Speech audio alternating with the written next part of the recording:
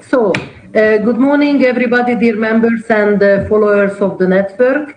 Welcome to the last meeting of the Parliamentary Network Women Free from Violence before the end of 2020. And of course, we get used to be in the virtual sphere. So I'm really happy and delighted that we are able to meet and resume our work today, even in the current circumstances related to the COVID-19 pandemic. And as everybody knows, there is a special effect on women. I hope that you are all keeping safe and that next year we'll be able to continue our common work in the best condition possible, either remotely or in person, but I really would like to see you in person because the virtual sphere is different than the natural hug. And of course, I'm really delighted to greet our item 4. We are going to talk on the Generation Equality Forum 2021 UN Women Paris next year, and Ambassador Delphine, Secretary General of the Generation Equality Forum 2021, Ministry for Europe and Foreign Affairs, France, and Ambassador. And I believe that Marie Fontanel, the permanent representative of France to the Council of Europe, are also here. I really would like to tell them that I'm really, really happy that you are going to be with us and, of course, present the project. And of course, as that's the first time that I'm chairing, and I'm very thankful for my friend Beatrice, who did an excellent job. I just would like to remind you and remember to speak clearly, not too quickly, not to kill the great interpreters, so that our great colleagues can do their work despite the difficult vision and sound conditions as well. And of course, thank you for the preparation for the whole Equality and Non-Discrimination Committee team. And of course, I also would like to remind you to request the floor. You should click on the request to speak, demande de parole button. And of course, when I give you the floor, you must then manually activate your microphone and camera. Of course, your name is going to appear on the list of speakers, and you can see if you click on the request list icon on the screen of your on your right of your screen. And of course, when any of you take the floor, of course, I ask you to change the language selection of bottom left on the screen to floor. And thanks, this morning, Sarah already reminded me because my sound did not look great when I have been taking the English. And of course, I'm sure that you all know already, because that's not the first time, that the documents for the meeting under the documents items on the right-hand side of your screen. So everything is properly prepared for this meeting. Thanks again for the team.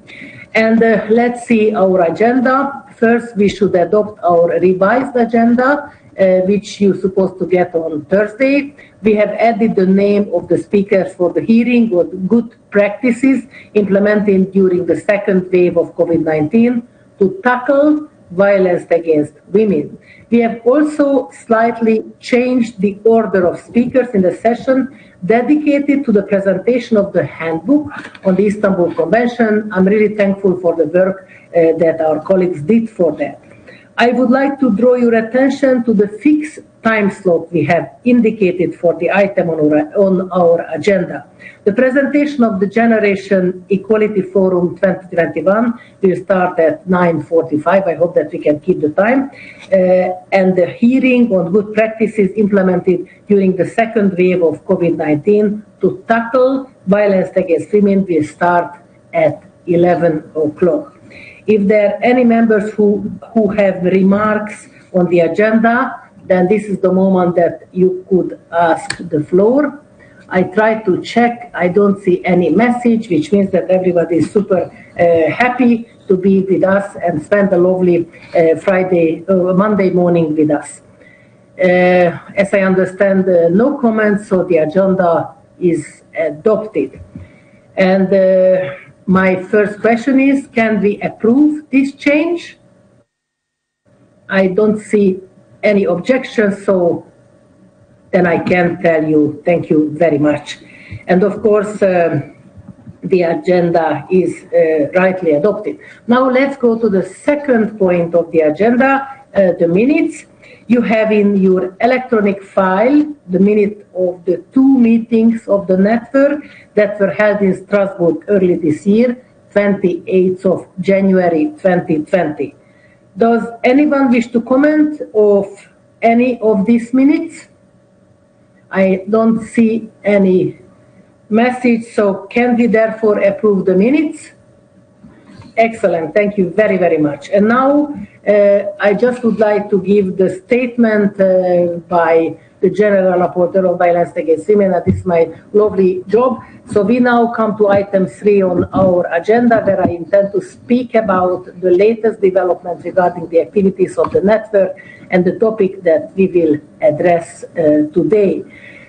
This will be the last meeting, as I already mentioned at the beginning, of the Parliamentary Network Women Free from Violence in 2020, and several activities are already being planned in 2021, showcasing the commitment of parliamentarians in combating violence against women. The newsletter of the network will keep you updated on any upcoming activities and events. The last few weeks we have been particularly intense with regard to the fight against violence against women. I can tell you, of course, that on the 25th of November, the International Day for the Elimination of Violence Against Women, we issued a statement with the European Parliament and the President of the Parliamentary Assembly to show our continuing strong commitment to ending all forms of violence against women. I'm very thankful for the President who showed a strong support for us, for our work. And of course, special thanks for him that he started with a very strong quote, the 16 days of activism that followed by our network. And after the President, as I just mentioned, on the Parliamentary Assembly, then the Secretary General of the Council of Europe, and of course other distinguished guests were able to show on our social network their commitment to tackling the issue. But I kindly remind you, dear colleagues in this network, it would be really lovely if you could spend only one little moment in the morning and one little moment in the evening just to see what this PAS Equality Committee is doing. And of course, it would be lovely if you could put a smile or a tweet on us. Then various articles of the Istanbul Convention were cited as a reminder that the standards laid down in the text remain the gold standard and should serve as a model for all countries. The multiplication of engagement of the community with this Facebook post and tweets has shown how far this message can go, but I really would like to remind you that we can still do much more. So I kindly ask you to help the promotion of our work. Since its adoption, the Istanbul Convention has been the target of attacks based on misconceptions and what has to be seen as will to deny women adequate protection from violence. Criticism of the concept of gender used in the Convention have served to obscure certain intentions that are harmful to women's rights. There has even been a recent increase in these negative attitudes, and backlash against progress has become apparent in several Council of Europe member states, of course my own member states as well, Hungary. As General Rapporteur on Violence Against Women and coordinator of this amazing network, I call on all Council of Europe member countries to take the necessary steps to sign and ratify the Istanbul Convention and to ensure that women and girls are protected from all forms of violence. During today's meeting, which I'm really delighted to greet you again, we will have the opportunity to discuss various issues related to the fight to eliminate all forms of violence against women and girls, and of course to promote the Istanbul Convention at the international level. I already greeted the Generation Equality Forum and France's very positive approach to the universalization of the Istanbul Convention will be presented to us by Ambassador Delphine, Secretary General of the Forum, at our next point. The Handbook for Parliamentarians on the Istanbul Convention will then be presented, and several members of the network will have the opportunity to discuss good practices, I would say best practices related to the use of the handbook at a domestic level. This will allow our members to fully appreciate the power and possible uses of the handbook in the framework of their mandate. The handbook is a crucial tool to address misconceptions about the Convention and, of course, to empower parliamentarians in their mission to defend the Convention and its standards. Ambassador Nordstrom, who has been very active, by the way, during the 16 days of activism, will open this session by discussing the latest development with regard to the Istanbul Convention from an intergovernmental perspective. Thank you very much for your engagement to this issue. Finally, we will have the opportunity to discuss good practices implemented during the second wave of the COVID-19 pandemic to address the issue of violence against women. This follows on forms the report carried by Mr. Steenen and will allow us to draw promising lessons for the future so that we are prepared to react to the crisis without losing sight of human rights. Victims of violence against women must be taken into account in a coordinated and holistic manner in crisis management policies. During the first wave of the pandemic, for instance, we saw that women's rights sometimes suffered due to a lack of preparation and the lack of resources allocated to the care of those at risk. Parliamentarians from the Assembly, other interested parties, international counterparts, and the general public will have the possibility to network and exchange on this issue by asking questions to the speakers. Such online events provide an important opportunity for speakers of the Assembly and followers for international organizations, civil society organizations, and the public to engage with fellow parliamentarians, ambassadors, and other high-level status. I'm pleased to be able to say that the use of the new technologies and new formats, as well as the tenacious will of parliamentarians to defend human rights, democracy, and rule of law has made it possible to maintain the smooth continuation of our work. Thanks again for all the providers of that new techniques, because of course that was not easy to learn everything. I look forward to this meeting discussion and to the good practices that will be put forward to prevent and combat violence against women by promoting the ratification of the Istanbul Convention and using the means at the disposal of parliamentarians to speed up the process.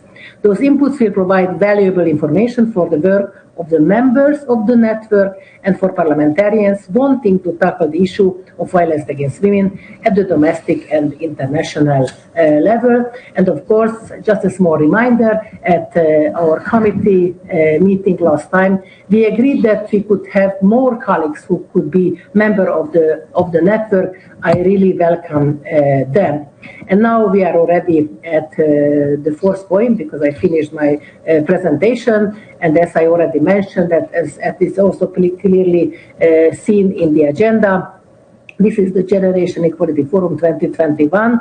And of course, it's really a pleasure to greet again. And now I give the floor to Ambassador Delphine, or Secretary General of the Generation Equality Forum 2021 for the French Ministry for Europe and Foreign Affairs, to talk about the Generation Equality Forum that will be held in Paris in 2021. And of course, she is accompanied by the new permanent representative of France to the Council of Europe, Ambassador Marie Fontanel, who began her term on 1st of September. I would like to welcome you both from the bottom of my heart to our Parliamentary Assembly and to our network meeting here today. And I really hope that we can meet in person very soon, but I'm really happy that we could see each other a bit earlier. So Ambassador, please, a request to speak, and I really hope that the techniques will allow you to do how to manage. Thank you very much again, and greetings for all my colleagues again.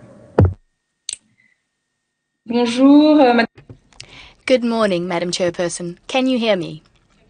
Wonderful. If I may, I'm going to be speaking French because we do have interpretation today, if you don't mind. Thank you very much, Madam Chairperson. from the Parliamentary Network Women Free from Violence, distinguished parliamentarians, esteemed colleagues, thank you very much for inviting me to speak to you today. I would have, of course, preferred to be with you in Strasbourg, just like I'd wished I'd been able to go to Strasbourg 2 weeks ago when I had a 2-day virtual tour, entirely virtual, of the Council of Europe. So I've already had the opportunity and the delight of speaking to you, Madam Chairperson, and some of your colleagues. Thank you very much for giving me an opportunity to introduce the Generation Equality Forum for the coming year to the Parliamentary Network today.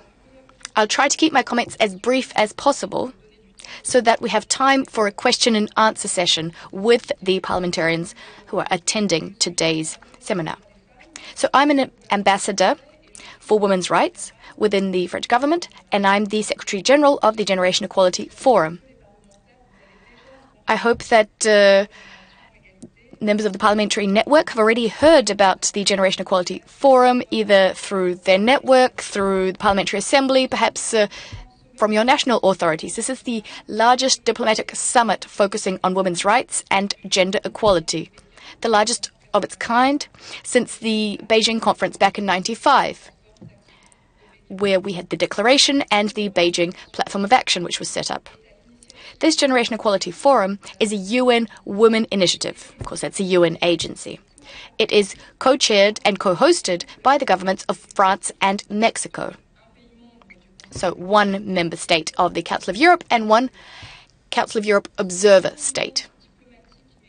This is a momentous diplomatic but also societal occasion, and it should have taken place back in 2020 on the 25th anniversary of the Beijing Forum, but because of the pandemic, we've postponed it until next year. It'll take place starting on the 29th of March in Mexico, and then in June in Paris. That's next year. And very soon we'll have the exact dates for you. What is a raison d'etre? What is the goal of this large-scale diplomatic summit, the Generation Equality Forum? Well, first and foremost, we want to celebrate the 25 years of progress, but also, as you yourself said, Madam Chairperson, the rollback we've seen since 1995, the rollback in terms of women's rights. Of course, we've made substantial headway, for instance, in terms of access to education, to health, and leadership positions in politics and the economic sphere. Nevertheless, for a number of years now, we've been noticing, and this is very regrettable, that women's rights are under attack. And these attacks are well orchestrated, they're coordinated. Attacks on economic, political, sexual, reproductive, societal, health, equality. The list goes on. The overarching objective of this UN forum is to take stock of what's happened over the last quarter century. But it's not just about taking stock, about looking backwards. It's also about casting our gaze into the future. Thus, the second objective of this Generation Equality Forum is to craft a roadmap for the next 5-10 years. This roadmap won't focus on a new document, a new international treaty, or a new convention. I'll say a little bit more about that later. It'll be focused on concrete action. A concrete program of action, which we are going to kickstart in Paris in June 2021, and will implement over the course of 5 to 10 years. Why did we decide not to draft a new convention or international treaty? Well, working hand in hand with the UN, we came to the conclusion that the legal instruments available in the realm of the protection of women's rights are already in place. There's, of course, the Istanbul Convention. I'll talk about it a little bit later. It, of course, applies to Council of Europe member states and others. The Convention for the Elimination of All Forms of Discrimination Against Women. We also have the Beijing Declaration and Platform of Action, and we have other myriad texts and international treaties which are there underpinning and enshrining women's rights. What we are lacking are means of taking action. In other words, of implementing these rights, which do exist in theory for all women on our planet, but which are not being enjoyed in practice. This is going to be a multi-stakeholder forum, bringing together, of course, actors from within the UN family, member states, France, Mexico, and 40 UN member states and counting, civil society organizations, associations, also the private sector, major companies which are committed to gender equality, philanthropic organizations, youth associations, culture, sports, health, those sectors will also be represented. So it's a multi-stakeholder forum which will be focused around action coalitions. We've set up, at the start of this year, 6 coalitions focused on the following key themes: fighting against gender-based violence, economic rights and justice, women's role in the fight against climate change, women's role in technology and innovation, sexual and reproductive rights, and feminist movements and leadership. We've now added a 7th theme, and it will be underpinned by a separate mechanism, and that is women, peace and security, because as you know, we'll also be celebrating the 20th anniversary of UNSC 1325. For a year now, we've been bringing together groups of actors, multilateral organizations, states, civil society organizations, companies, all those who've shown an interest in taking part in our work on these themes. And we now have leaders for each of these action coalitions. They're already hard at work, and in fact, 12 Council of Europe member states are already action coalition champions. Congratulations. Germany, Armenia, Denmark, Spain, Finland, France, Iceland, North Macedonia, Norway, the Netherlands, the UK and Sweden. And there are also 2 Council of Europe observer states, Canada and Mexico, which are champions. So 14 states are already taking an active part in the work of the Generation Equality Forum. They're brainstorming together with other champions. Now, we've entrusted a mandate to them, and in June of next year in Paris, they'll be presenting a concrete roadmap with key actions that we'll be undertaking so as to empower women economically, to help women combat climate change, to ensure gender equality, and so on and so forth. So this is a very tangible, a very concrete roadmap backed by financing and accountability mechanisms stretching out to 5 years. So objectives are set for 2026. There's also the Women, Peace and Security mechanism, which will be a synergies-based platform so as to help mobilize funding and whip up political will for the implementation of 1325.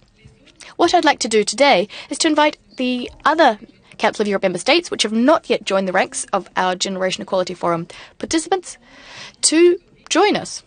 This will, of course, be a historic moment. As you know, it's been a quarter of a century since we've had a UN global conference dedicated to women's rights. Now, if you think about that for a moment, it's scandalous. Just imagine if we hadn't had a major conference of states parties to the Convention for Combating Climate Change, UNFCCC. So we want to set plans, to come up with plans, to take stock of what's happened, of the rollback, but also to think about what we're going to do in the future. Also in light of everything you described, Madam Chairperson. And you've told us about the mounting attacks on women's rights, including on texts and international conventions, which were signed, and on some occasions these have been ratified, and they're now being called into question. That is one of our goals at the Generation Equality Forum. Although we're not going to be crafting a new international legal instrument, nonetheless, we do want to promote existing legal instruments, such as the Beijing Declaration and Action Platform, but also the Istanbul Convention. As you know, and the permanent representative of France to the Council of Europe, who's here today, has also mentioned this. You know that France has done a great deal to promote the Istanbul Convention, but also to make this instrument universal. This was during the French chairmanship back in 2009. And we're continuing this work because France continues to believe that the Istanbul Convention is not only a very vital tool It is the tool we absolutely cannot do without. It's the most advanced, the most sophisticated tool for protecting women's rights and also preventing gender-based violence. And we've seen it ourselves during the lockdown, as a result of the pandemic. Reporting cases of violence against women has risen. It's taken on gargantuan proportions, and this shadow pandemic, as UN Women and the UN Secretary General called it, it's still playing out today. Council of Europe member states and also the Parliamentary Assembly of the Council of Europe, we hope that they'll both be taking part in the Generation Equality Forum. You're the most representative regional multilateral organization. You stretch beyond the borders of the EU. And also, the Parliamentary Assembly of the Council of Europe also wields a great deal of influence beyond the borders of the Council of Europe with a view to helping to universalize the Istanbul Convention. The first coalition I mentioned is the Coalition for Combating Against Gender-Based Violence. This is in full alignment with the objectives of the Istanbul Convention. In fact, I had a discussion with you, Madam Chairperson, a few weeks ago. I've also spoken to Mr. Rick Dems, the President of the Parliamentary Assembly, with the Commission on Non-Discrimination, on Equality and Non-Discrimination. I've also spoken to Grivio.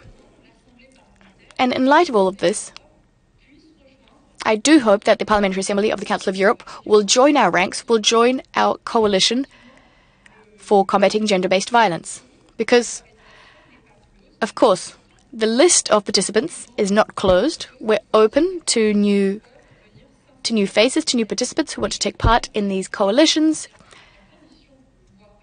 to take on commitments, because, of course, the whole point of joining the coalition is not to make speeches in Mexico or in Paris, but it's to join the coalition, to take on commitments. And we believe that this is a great fit for the Council of Europe and for the Parliamentary Assembly. So there you have it in a nutshell, the Generation Equality Forum. So from a practical standpoint, if you're interested, this is going to be a virtual meeting taking place in Mexico at the end of March. And then, a priori, this will be a hybrid meeting taking place in June in Paris. Of course, public health conditions permitting. There'll be a meeting with heads of state and government, the President of the Parliamentary Assembly in Paris. There should be a meeting in Paris. And on top of that, there's going to be 100-odd side events taking place through the digital platform. This is going to be the biggest diplomatic forum hosted by France and one of the biggest forums in 2021, something we've been waiting for 25, 26 years. Thank you very much, Madam Chairperson. I'm happy to field any questions the parliamentarians might have. Thank you very much. First of all, your enthusiasm for this issue. I'm sure that it's not only me who is already convinced that this is in the right hand, but I think it would be also important to ask Ambassador Fontanel if she would like to add something. I haven't seen that she sent a message, so my question is she want to make a comment or not? I don't see any. Yes, very good. So, dear Ambassador, first of all, happy to greet you. As I already told you that you are working here from September. And of course, you started the work in the virtual sphere, but I really hope that sooner or later we are going to see each other personally. So the floor is yours. Merci beaucoup. Thank you very much for including me in this exchange as well. I will be extremely brief because I really would prefer you to have time to ask questions. I don't really have anything to add about the presentation we've just heard about the Generation Equality Forum, but from the Strasbourg perspective, this really is a terrific opportunity, and this coalition on violence against women, I think this is a really good opportunity for us to continue. You know that France sets great store by this, so we can push forward to try and have universal coverage for the Istanbul Convention. So really this is a new window now opening up, which will be much broader in terms of its ambition to what we have had until now.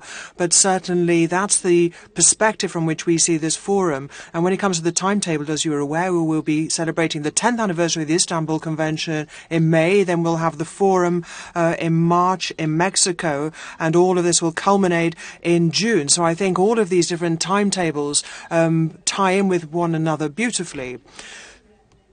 Like Delphine, I'm delighted that we've already had exchanges with you, Madam Chair, as well as with President Dems. They're extremely promising. We have talked about the Parliamentary Assembly becoming a member of the coalition. I don't know whether we've made any progress on that, but I do hope that today's exchange will allow us to move up a gear, if you like, and you'll be having, of course, your part session in January, hopefully.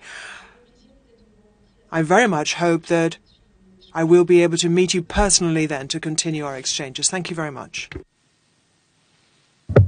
Thank you very much. I think it's absolutely important that you had also the chance to deeply be engaged in this pretty important work. And of course, 20 years of progress and of course the concrete action programs. I believe that it's no doubt that you really try to deal with all the topics that are super important for all of us. And of course, I strongly believe that, and you already mentioned the 1325 the Peace and Security Council ceremony. I really hope that next year we can personally celebrate, because 2020 we lost a lot of real ceremony. I was really lucky to be in New York and to have some limited meetings, but I can tell you that was a huge loss for all of us, not only politicians but civil society movement as well. But let's hope that 2021 will going to be a better year. And of course, that you mentioned the Beijing Declaration of Action. I think it is really a basic tool for us, and I was really happy to hear that what you told about the Istanbul Convention. This is the most sophisticated tool. I'm happy to hear. Of course, we used to say that this is a golden standard, but I believe that this is really something which gives hope for women that their life can change. So my question again, dear colleagues who are participating today at the networks meeting, as I don't see any message who would like to make a comment. So that's a question again, or a request from my side. But I'm absolutely convinced that we were really lucky to get a very clear agenda and engagement, as I already told you, by the Secretary General Delphine. So my question is again, is anybody else who would like to make a comment? And honestly, I don't see anything. So can the Secretariat help me, or is it right that there are no comments, so everybody is super satisfied with her, which is all right? Indeed, there is so far no requests for the floor. Okay, so then what can I offer you as the chair? Because of course I would say it would be important to have an interesting and stimulating discussion. But what I think we can do, if we could ask just a one-page note again, and of course we can send all the network members, and I believe that as we have an amazing chair, Petra, of the Equality and Non-Discrimination Committee, that probably we can also send this information to all the committee members, because as you said, there are still possibility to join, and I believe it would be very, very important, and probably there is a fatigue in the air at the end of the year, and probably we don't pay enough attention on such an important issue. So that would be also important to get some more information. I don't know, dear head of the section, is it possible? And then I'm happy to see that Karina also would like to speak. I am super delighted to give her the floor. So I can tell you that she's an amazing colleague from Sweden. So Karina, the floor is yours. Happy to see you. Yeah, yes, and thank you very much, Delphine and Zita, for the information. And as Zita said, it will be very good to have some paper to inform my colleague in the parliament and also the civil society, because now when we have locked down in many countries, we are not so updated as we will be. So it can be very good to know what can we do in our parliament, and also I have many contacts in the civil society and also in municipalities and regions. So let us know more about it, and we will do what we can. And also, as Zita said, the Istanbul Convention is so actually now, and of course every time, but even now during the COVID. So I hope that this convention will be in focus in these activities also. So once again, thank you for this information, and I will do what I can from the Swedish Parliament. Thank you. Thank you very much, and I also would like to mention, if you allow me, that the former Swedish Minister of Social Affairs, who also dealt with gender equality, Asha Regner, is doing an amazing job as number 2 of the UN Women. I had the pleasure to be with her in a conference on violence against women on the 8th of December. I'm sure that she's going to be also a great help. And of course, Sweden has a feminist Minister of Foreign Affairs, whom I know personally, and I believe, and I'm super convinced that this is really the way also to get a strong support when we have more and more feminists on the leadership, and of course in our government. My question is, I don't know whether our chair, Petra Bayer, is here, because I think it would be also good if she could tell me yes or no whether she could support this idea, because of course what I can do as a capacity of the network chair, of course we can send letters out, but I just would like to get a little guidance from the head of unit, Mr. Denu. Mrs. Denu, can you help me? Yes, unfortunately for the moment, Petra Bayer is not able to be with us, but we can certainly relay the question to her and ask her for her support. Thank you very, very much. So then you can be sure that your message is getting through, and then I'm also happy to inform you that as we are going to have a possibility to open the network for more parliamentarians, of course, it means that we can be more who can join and listen this pretty important work that the network is doing. As I don't see any further request of the floor, I just would like to ask you, dear Secretary General, is there anything else you would like to add? And of course, just to reply for Karina Orson, if there is anything. Merci. Déjà vous remercie. Thank you very much. I'd like to thank you for this invitation. The parliamentarians listening to us, and Ms. Olsen, it's hardly surprising that Sweden was one of the first countries to sign up to the Generation Equality Forum, and I work very closely with my counterpart, Anne Bance, who is the ambassador for women's rights, as well as with the Ministry for Foreign Affairs. And we will obviously forward to you documents about the forum in English, as well as all the information available on the site, so forumgenerationequality.org. and it would be a real pleasure to speak either to the committee or to the Parliamentary Assembly in January. It's always very exhausting. We get to the end of the year and Christmas, but I hope that we will all be able to come together as a forum for the Parliamentary Assembly in January, because not only do you represent 47 countries, but more importantly 47 parliaments. You represent the peoples of the member states, and it's very important for us to have parliaments on board as well in the Generation Equality Forum. So once again, many thanks. I'm very happy to answer any questions you might have. I can answer them by email as well. And we've, of course, got our permanent representative of the Council of Europe. Thank you.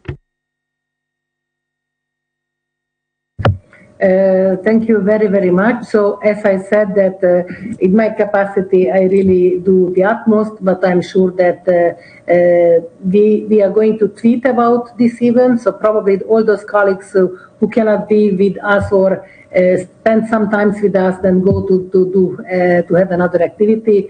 I'm sure that they can be aware. But of course, if we could put it on a link, of course, we can put it on the Facebook, and we can, as I told you, we can really tweet this very, very important activity, as I already told you. So, and of course, I can tell you, and thanking for your engagement and hard work in this topic, that finger crossed, and I really wish you a Merry Christmas and a better New Year, if I should say so, for you and for the dear ambassador. So let's continue our common fight, and I'm sure that we will find other occasions to meet you, not only in the virtual sphere. So thank you very, very much. I really appreciate your engagement and hard work. Thank you very much. Thank you. Happy holidays. Okay, excellent. So then, as I am properly guided, that I can go and deal with the next point on the agenda, which is the Handbook for Parliamentarians on the Council of Europe Convention on preventing and combating violence against women and domestic violence. Of course, you know that this is the Istanbul Convention, a powerful tool to end of gender-based violence, and as I already heard, that this is also a sophisticated tool. So that's a new word that I learned, and I put myself back to floor as Sarah guided me, just to make sure that the quality of the sound is better. Okay, so first of all, I just would like to tell you who are going to be in the presentation. Ms. Nina Nordström, Ambassador Extraordinary and Plenipotentiary Parliament Representative of Finland, Chair of the Committee of the Parties to the Council of Europe Convention on Preventing and Combating Violence Against Women and Domestic Violence, and of course by members of the network. I really would like to greet all of them: Mr. Dimitri Hobron, France ALDE, Ms. Rosa Björn Brynjulfsdottir from Iceland, UL, and Ms. Beatrice Fresco Rolfo from Monaco, ALDE, who did an amazing job as the chair of this network. So thanks for your work again. Ms. Eglantina Germany, Albania, SOC. I'm very thankful for the activity that you organized in the Albanian parliament, dear Eglantina. And of course, we are going to have an exchange of views. And of course, as several members of the network will present to you their good practices related to the use of this amazing handbook for parliamentarians on the Istanbul Convention. They will focus on a specific chapter and give concrete examples of progress made in relation to the implementation of the Istanbul Convention at the domestic level. And as I already mentioned, Your Excellency, first, I really would like to please and honor to have with us today Ms. Nina Nordström, and of course she will give us an update on where the latest development regarding the convention from a governmental and intergovernmental point of view.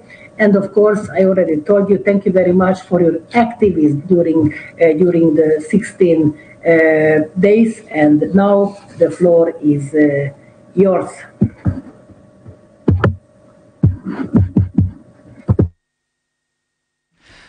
Ambassador Nordstrom, if you could request the floor, please. Honestly, we need to learn how to deal with the techniques. So this is the first time that I do. So dear Nina, welcome in this amazing network.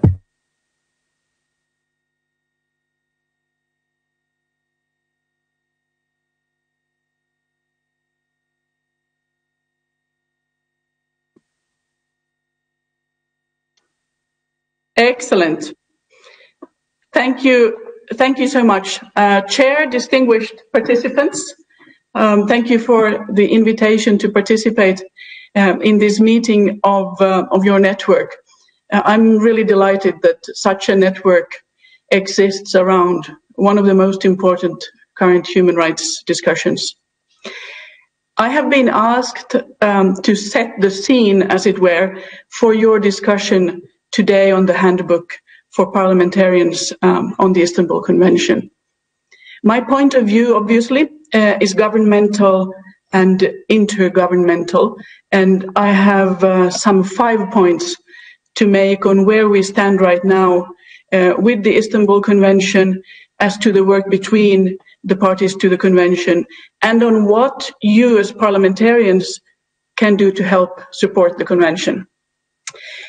First of all, I bring you greetings from the Committee of the Parties, in the sense that we will be meeting tomorrow, the day after, and it will be a delight for me to say in our meeting tomorrow that you met today.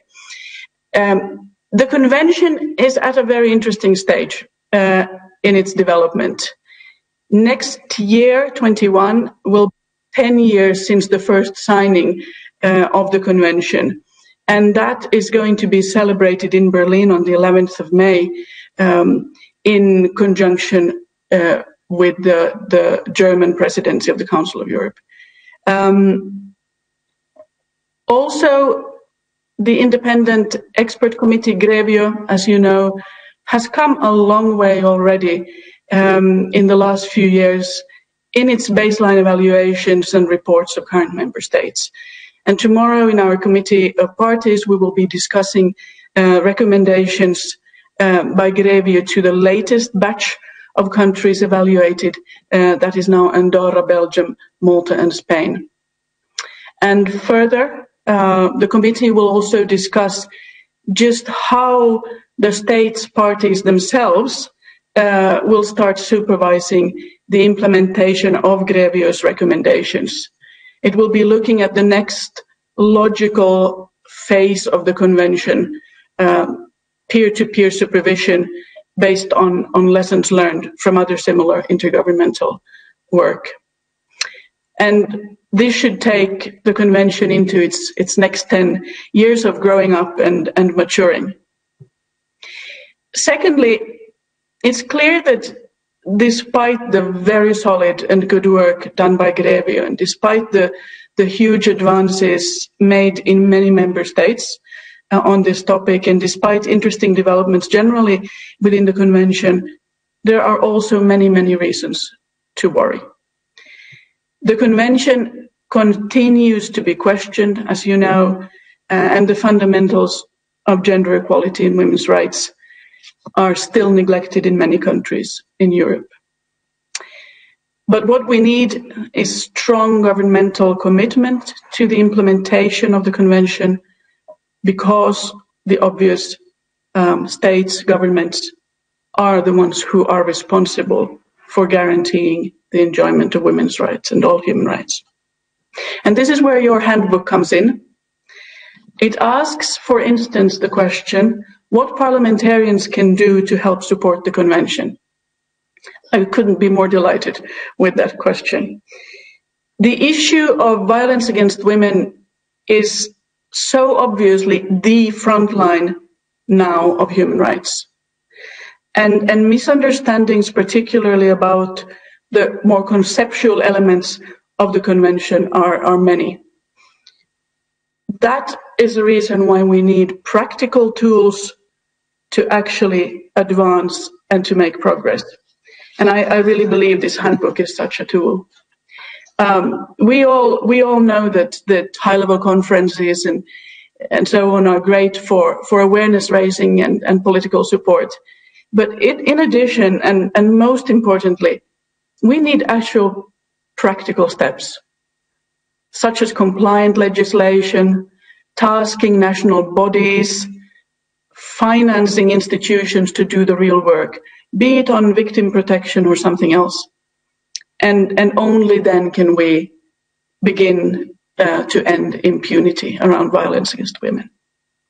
So the handbook, I really believe, is useful for this, and I look forward to hearing your thoughts around it as well, because it really, I think, offers guidance and it points towards practices, good practices. Thirdly, the handbook, in my view, points at why the convention is worth defending. The argument that some governments are making now, that domestic measures, national measures are enough, and that binding international treaties are not needed, is simply not correct. No country has yet solved the problem of violence against women alone, all by itself. But the reverse, I believe, is true, that countries who have joined the world's leading legally binding instrument on violence against women have all learned a great deal and made improvements to their actions. And most importantly, those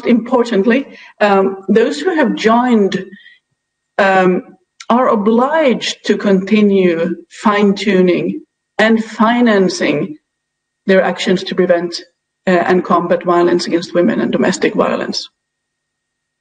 And also, the argument that national efforts are enough is an affront on international law and on our very rules-based multilateral order, which has served us so well for so long and in so many fields.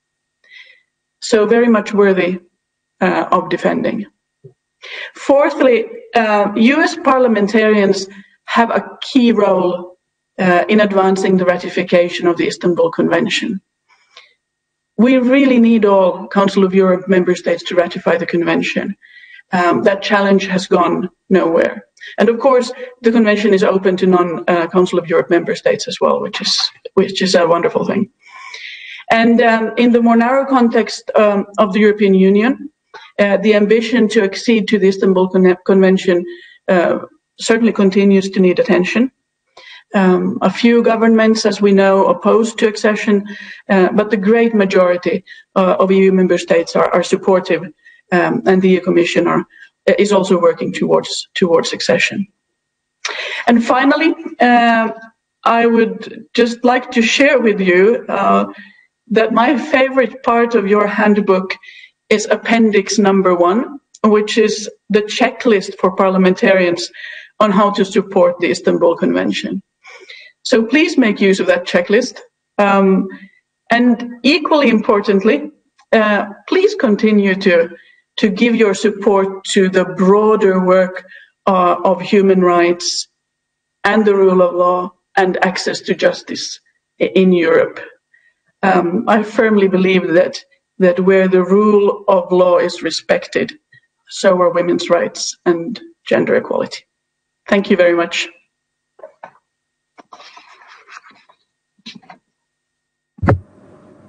Kiitoksia, as all my Finnish language knowledge. Thank you very, very much.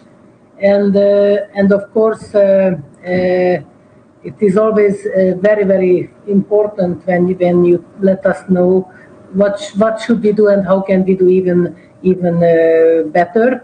And of course, now, I really would like to give the floor for our next speaker, who's supposed to be Mr. Hobron, but I haven't seen a request to speak. So, but my great friend Beatrice Fresco-Rolfo already asked the floor. So, oh, you are here. Good, good, good. Okay.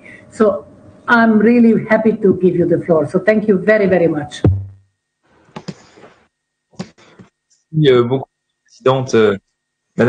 Thank you very much.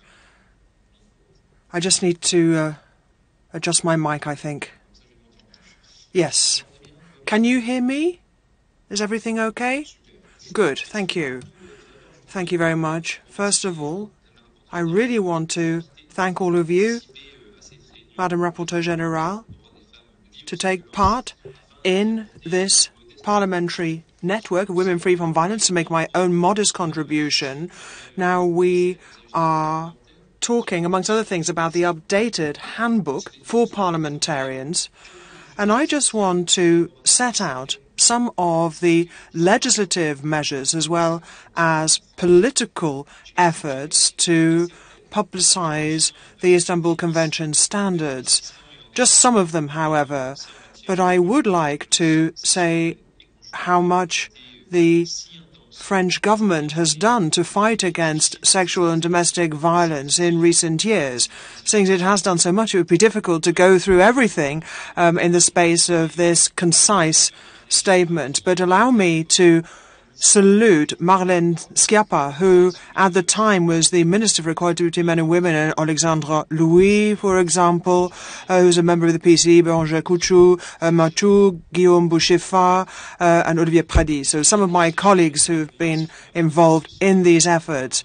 In recent years, we have, as it were, been keen to tick all the Istanbul Convention boxes. Now, this is a symbolic text which takes us through a whole process to try and stamp out the scourge of domestic and sexual violence. Now, first of all, when it comes to prevention, the government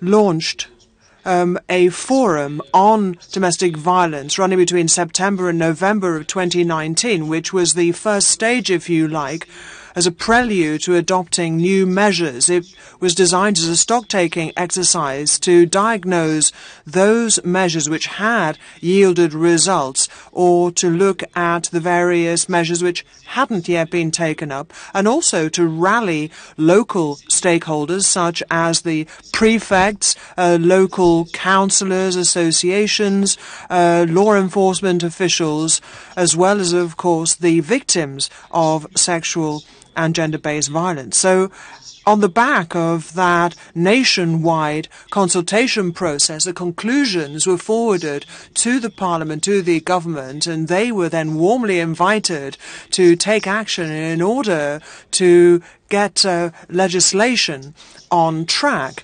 Now, I should emphasize that the real strike force, if you like, of this consultation process was to have media impact for the hotline for victims of domestic violence. And that was a real success, because prior to those consultations, only 8% of the French population were aware of its existence, and 59% knew all about it following on from that event. So that awareness-raising exercise, in conjunction with Article 24 of the Istanbul Convention, precisely on those telephone hotlines.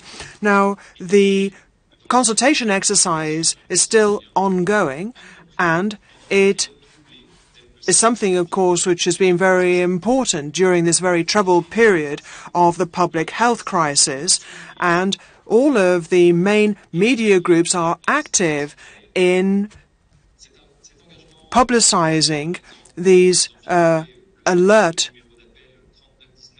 tools. So we've got the number, for example, which is printed on receipts, and we've got displays as well in shops for women who are victims of violence, as well as for the general public. And these various activities include making available reception facilities for victims of domestic violence in partnership with local authorities, as well as providing financial support to victims' rights organizations. We, for example, have a system where people will round up the amounts they pay in shops, and these sums then go to these facilities. Now, when it comes to the fight against sexual and sexist violence, I would like, if I may, to describe the law of the 3rd of August 2018, which was designed to improve a prevention of such violence, and in conjunction with Article 58 of the Istanbul Convention, this text lengthens the statute of limitations, so it goes from 20 to 30 years, which means that a minor will have until the age of 48 to lodge a complaint. So it makes it possible, therefore, to clamp down on these instances of sexual violence, particularly incest, which have such traumatic consequences. So an extension, therefore, of the statute of limitations for such acts. And this makes it possible to punish and prosecute acts of violence against minors under the age of 15, and the Criminal Code makes it possible for us to prosecute cases of abuse against minors of 15 or under, and particularly when crimes are aggravated by the vulnerability of the victim who is unable to resist these acts, and in conjunction with Articles 34 and 40 of the Istanbul Convention, which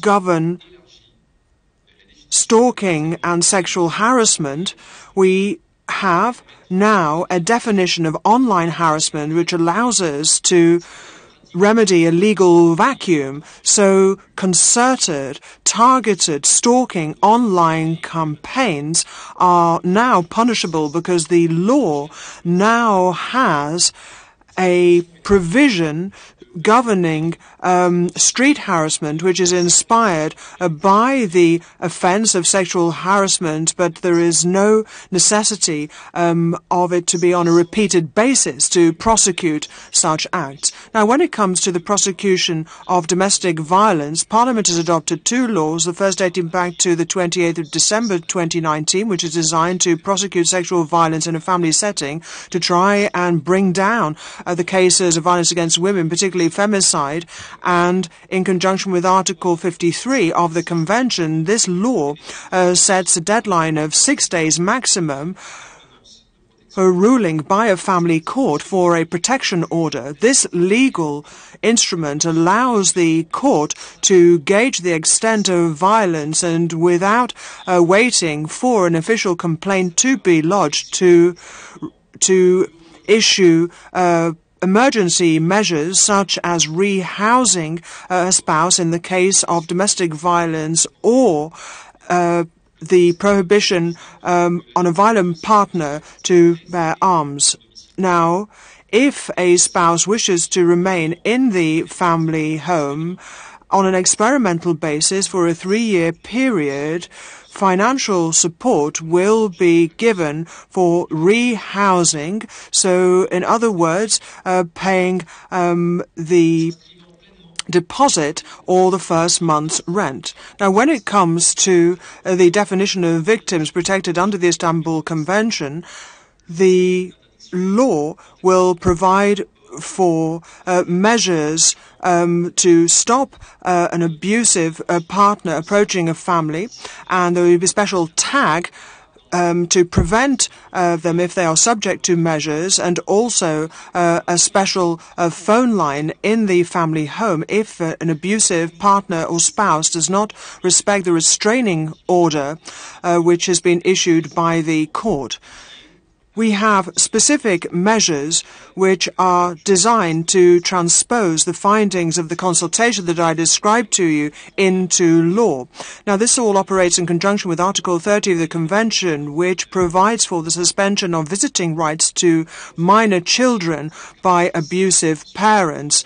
Now, Article 46 of the Convention considers aggravating circumstances, exacerbating domestic violence, and the perpetrators of sexual violence or violent acts will be automatically stripped of such rights, and domestic violence is considered to be an aggravating circumstance, and this will all be dealt with within the framework of domestic violence provisions. Now, all of this serves to considerably strengthen sanctions against perpetrators and any other family members, the brothers and sisters of those who have perpetrated violence, do anything which harms the physical integrity of the person who is subject to violence.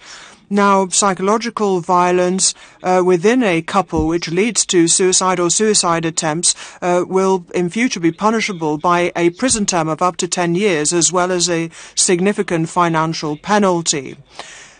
It has also been possible, thanks to pressure from civil society on certain lawmakers who were initially reluctant. As you, of course, are aware, Article 28 of the Istanbul Convention provides that parties shall take the necessary steps to ensure that confidentiality rules under domestic law imposed on certain professionals shall not present an obstacle to their signalling acts of violence to the competent authorities if they seriously suspect that an act of violence covered by the scope of application of the President Convention has been committed or whether repeated acts are to be feared. Thanks to our consultations and to the proposals which emanated from it, the speaker's microphone has been cut off. Majeur, en danger immédiat. In immediate danger. And this one is under the psychological control of the perpetrator. We're going to try to ensure that we have the victim's consent. If the victim will not grant consent, it is up to the public prosecutor. Now, I just want to talk about some provisions which were recently adopted in France. Similar to other countries, people with limited financial resources will receive legal assistance, partial or full, from the state. A little while ago, this state aid, this legal aid, became available to those who'd had barring measures imposed. And the goal, of course, is to get the judicial proceedings underway as swiftly as possible, so that we can ensure that victims who are financially dependent on the perpetrators of offences are also protected. By way of conclusion, colleagues, I wish to say that it's important to allocate sufficient financial resources to these measures so that they can be implemented. France has done a great deal. In just 2 years, we've adopted 3 pieces of legislation, and this, of course, shall compel the various actors to make the most of these tools and for the legislators to catch up with other partners, members of the Parliamentary Assembly. Once again, I should like to thank you for giving me the opportunity to tell you about the latest legislative developments in France. I wish you all the very best to each and every one of you for 2021, and I do hope that we'll resume our work under normal circumstances so that we can advance the cause of women's rights and combat the violence that they're subjected to on a daily basis. Thank you. Thank you very much for your great engagement. And I like that you said this is a modest contribution. I would say France really did a lot, so thank you very much. And actually, thanks for focusing on the chapter 5.2.1 of the handbook, and I think you give a very proper explanation what France did. So the next whom I would like to give the floor is Rosa Björk Brynjolfsdottir, and I haven't seen the request of the floor, so I really hope that now this is the case. And of course, she will present some good practices related to the use of the handbook in Iceland. So I really hope that she yes, okay, so that's perfect. So Rosa, lovely to see you. So the floor is yours. Thank you very, very much. I'm very happy to see you. Dear colleagues, very good to be with you, and many thanks for inviting me to this event, which I think of as of high importance, especially during times of world pandemic. And it is great to be here with you and get the opportunity to speak to you from dark winter morning in Reykjavik, Iceland. When it comes to gender equality, Scandinavia and the Nordic countries are often praised for leading the way towards greater equality between women and men in different fields. Historically, the Nordic countries, consisting of Norway, Sweden, Denmark, Finland and Iceland, were indeed the vanguard of representing women in political institutions. And to this day, most of the Nordic countries continue to dominate rankings on gender equality. And as of 2020, Iceland, Norway, Finland and Sweden were leading the Global Gender Gap Index, which is an index which takes national gender gaps on political, economic, educational and health-based criteria into consideration. And while the Nordic countries generally perform well when measuring gender equality in politics and educational level and labour market level, they differ on some interesting touch points, and things are not perfect in the Nordic countries despite our good performance in many fields of society. And we are constantly faced with serious challenges when it comes to gender equality, such as high level of domestic violence and sexual violence and gender-based violence and harassment.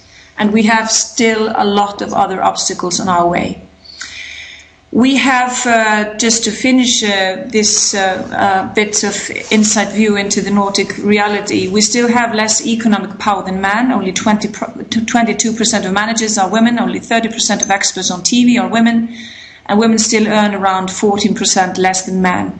And we had our share of sexual harassment that the Me Too movement showed us, and the biggest threat that still faces us is the scale of domestic violence and sexual violence, and a justice system that has not developed fast enough in the right direction of gender equality, although Iceland's records on all these fronts is better than most countries.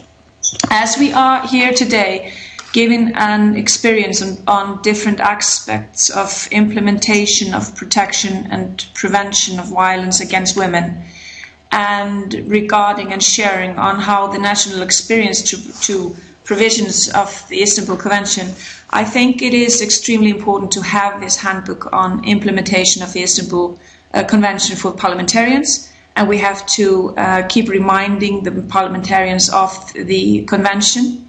It is a good and practical resource for parliamentarians across the political spectrum and from all political systems, regardless of whether their country has already ratified it or has to ratify the Istanbul Convention yet. So it's a good tool to support parliamentarians across Europe to play an active role in promoting its ratification and implementation. And also an important tool for the parliamentarians to use how they can use their legislative oversight and other function to help and end violence against women and domestic violence. And just to give you an example, although Iceland is a forerunner when it comes to gender equality, we signed the Istanbul Convention in 2011, but we didn't ratify it until 2018. So we always have to remind ourselves and the environment around us that we have international standards and international convention that we have to fulfill in relation to that. So I want to, in relation to the Article 3 and 4 in the convention, I want to give you a personal example of how a parliamentarian can use their legislative status and platform to implement the Istanbul Convention. A few weeks ago, as a response to the shocking ruling of the Constitutional Court in Poland on further restriction on abortion rights, I proposed here in the Icelandic Parliament a resolution to ensure that the Icelandic government will facilitate and not hinder abortion rights to women coming from abroad and travelling to have an access to abortion rights if their rights are being hindered or restricted in their country. And this parliamentary resolution raised a lot of interest, both here in Iceland and in Poland. I had a very good support in my parliament with this resolution. 1/3 of the Icelandic parliament asked to be with me on this resolution, and that showed support to women's rights and also an opportunity to talk about and raise awareness on Istanbul Convention and how we can use it as a powerful tool.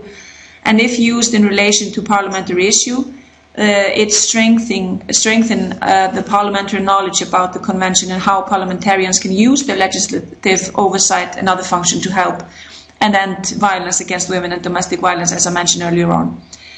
Another example of how we can use and implement the Istanbul Convention in our own work in our own parliaments is, of course, response to COVID-19 and the gender issues. And we are all faced with the facts that during this world pandemic, women are suffering more than others. We have data that shows us that domestic violence have increased in many countries, and women are shouldering more burdens when it comes to housework and caring for sick and elderly than ever before. And this situation must be dealt with fast and swift, both by Parliament and governmental level. One of the responses here in Iceland to this situation has been stepping up the official financial aid to women's shelters and also to raise an awareness campaign. But much more has to be done, since the pandemic and the economic effects has already affected women in the labour market more than men, and adding to the imbalance in the domestic field. That is a very alarming situation that we as parliamentarians must react very decisively to. And finally, I wanted to address the backlash towards women's rights that we have seen in the past few years across and beyond Europe, as was mentioned here in the beginning of our meeting. And of course, as we all know, the backlash that we have been faced with is a backlash against human rights, women's human rights.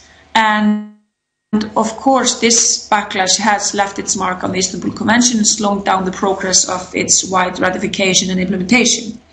And we must be on our toes when it comes to this backlash, because when we have a pandemic adding to the backlash, we are faced with a very serious situation. And I just wanted to mention here, to end my intervention to our good meeting, that I was invited in last January to Russia to speak on behalf of the Council of Europe on the Istanbul Convention on a very interesting meeting in Ekaterinburg in Russia. And I was faced with a lot of obstacles during that meeting, and I had very and serious concerns, even more than before, after that trip and meeting than ever before.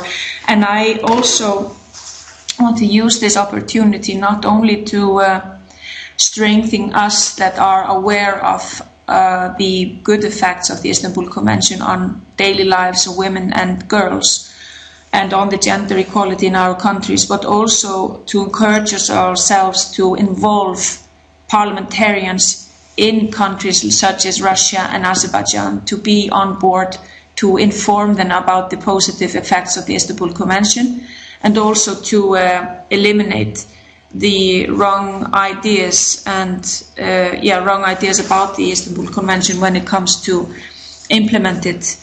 And we have a serious cases both in countries that we are aware of and know of, such as Poland and Bulgaria, where the constitutional courts have been ruling a very decisive and shocking results of that courts, but also in Azerbaijan and Russia that we have to work very more on to get people there on board with us to end misuse of the convention and the ideas. But I also want to, and finally, I just want to remind you all of the fact that we keep reminding us here in Iceland that women's rights, they were never given to us. We had to fight for them constantly. We had to always remind us and others on our rights constantly. We had to take out to the streets. We had to take bold and decisive decision when it came to achieving women's rights, and we are still in that situation. No one is ever going to give us any rights. We always have to fight for them, even here in Iceland. So I just encourage us all to be on our toes, to be vigilant, and also against the backlash of the Istanbul Convention on women's rights, and also what we are faced with here, because during the pandemic and in the aftermath of the pandemic. I'm looking forward to the rest of our meeting, and thank you so much for the opportunity to talk to you today. Thank you very, very much.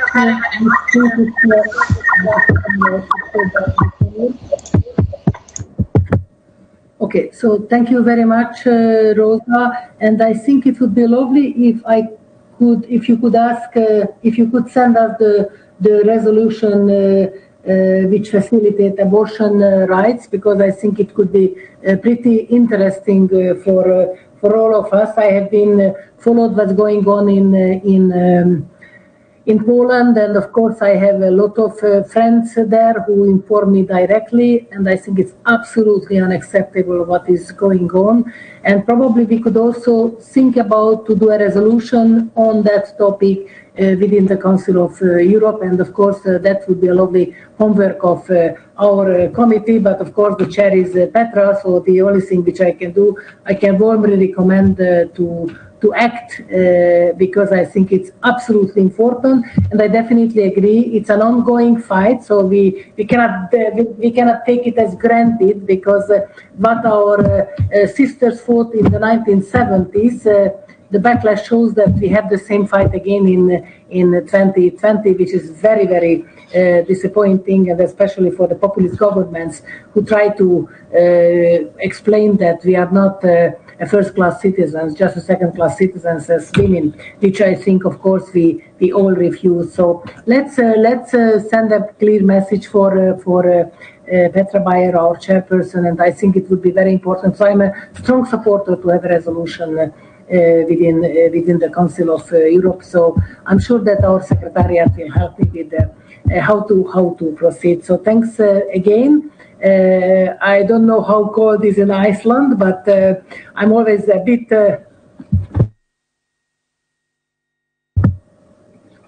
But of course, it's still around 0 degrees in Budapest. So anyway, thank you very much again, and let's continue our common fight. And our next speaker on this very important discussion is Ms. Beatrice Fresco-Rolfo. She's going to focus on the good practices implemented in Monaco in relation to the chapter 5.2.4 of the Handbook. And of course, dear Beatrice, I'm really happy to see you again. Send you a little heart as my great supporter, so the floor is yours. Merci. Thank you very much, Madam Chairperson. Thank you for all of your endeavours. Distinguished colleagues, the Istanbul Convention has become a milestone. Apologies. This is a way for us to grant the right for girls and women to live and feel safe at home, in the street, at school, at work. The convention is the most comprehensive standard-setting instrument in this field, and it's a source of inspiration for us. However, we must heighten its visibility so that it becomes a source of inspiration for all. After all, elected parliamentarians should do everything to raise awareness. We should not tolerate the fact that some girls are beaten or abused in our societies. Women who have become victims in their household, who've had their rights trampled, we should make sure that they get access to assistance, and that there are associations and other organizations that provide that assistance. That's part and parcel of our responsibility. We need to guarantee basic human rights, and women's rights are part of that. Of course, there are different kinds of violence, not least psychological violence. We need to promote the convention and send out a strong message. We need to put an end to violence against women. We have one objective: to put an end to practices which underpin the belief that women are inferior to women. We need to change attitudes and behaviors. The Me Too movement has been very powerful thanks to its communication strategy, and that strategy, in fact, was pivotal in achieving what the campaign has achieved. Ms. Michelle Bachelet, the former executive director of UN Women, is of course, did a wonderful job, and we should commend her. We need to ensure that we put an end to all practices which perpetuate violence. We need to do this by raising awareness, mobilizing communities, rolling out educational programs, including sex education, and also supporting young people who are exposed to violence. We believe that we need to focus on awareness-raising campaigns which put the spotlight on men and women taking action in the field. Therefore, we need to roll out programs in civil society, on social networks, especially on Instagram. After all, it's extremely popular amongst young people who are not that young, and it's a wonderful resource for us. Also, Twitter. Twitter is an opportunity for us to call out abuses and to do that in a succinct measure. Also, we need to analyze the kind of discourse that permeates our society and find allies for our cause. We need to leverage all campaigns aiming to prevent and combat violence against women. Customs, religion, culture, and violence committed on the grounds of so-called honor should not be used as justification for any abuses.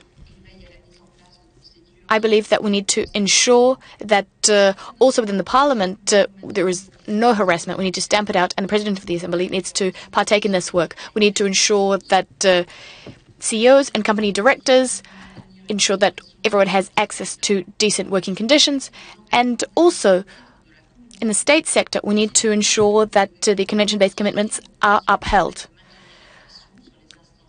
We must ensure that the convention is ratified so we can exercise pressure on the executive.